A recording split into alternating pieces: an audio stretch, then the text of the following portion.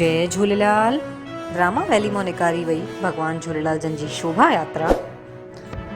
तो श्री लाल साईं जन के सानिध्य में रामा वैली ऐं आशीर्वाद वैली जी नवनिर्मित पूज्य सिंधी पंचायत ऐं समस्त परिवारन मिली करे बहिराणे साहिब ऐं भगवान झूलेलाल जन जी शोभा यात्रा निकारी।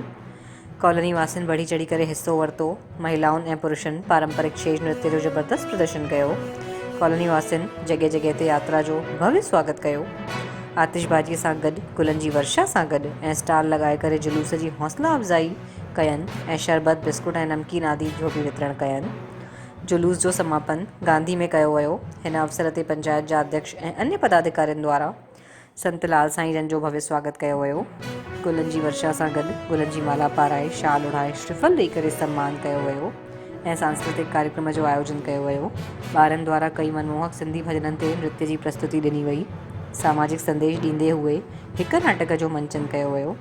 नाटक जे माध्यम सां ॿुधायो वियो त अॼु जी असांजी पीढ़ी ऐं नंढा ॿार पंहिंजी मातृभाषा सिंधियत खे भुलाईंदा था वञनि ऐं अंग्रेजीअ खे ऐं अन्य भाषाउनि खे वधीक महत्व ॾियनि था।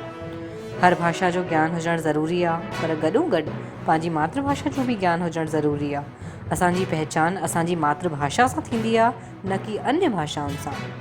इन लाइ पंहिंजी मातृभाषा जो सम्मान कजे ऐं जिथे बि मिले समाज जा माण्हू हिक ॿिए सां पंहिंजी मातृभाषा में ई ॻाल्हाइनि ऐं ख़ासि कर घर में ॿारनि सां पंहिंजी मातृभाषा में ॻाल्हाइनि। महिलाउनि विंग जी सदस्यनि द्वारा शानदार सिंधी छेज आयोजन कयो वियो। सिंधी भजननि ते नृत्य कयो वियो। कार्यक्रम जे आख़िर में अरदास कई वई। विश्व कल्याण लाइ पलव पायो वियो। प्रसाद वितरण कयो वियो। आयल सभिनी माण्हुनि लाइ भोजन लंगर जी बि व्यवस्था कई वई हुई। कार्यक्रम जी अध्यक्षता रामा वैली जे वरिष्ठ संरक्षक श्री प्रकाश ग्वालानी जन कई ऐं आभार पूज्य सिंधी पंचायत जा मुखी सतीश टहलियानीअ कयो ऐं मंच संचालन डॉक्टर रमेश कलवानीअ कयो। युवा टीम जा भाई अनिल भाई, राजकुमार जी, नवीन जी, विजय जी ऐं सांस्कृतिक टीम जो विशेष सहयोग रहियो।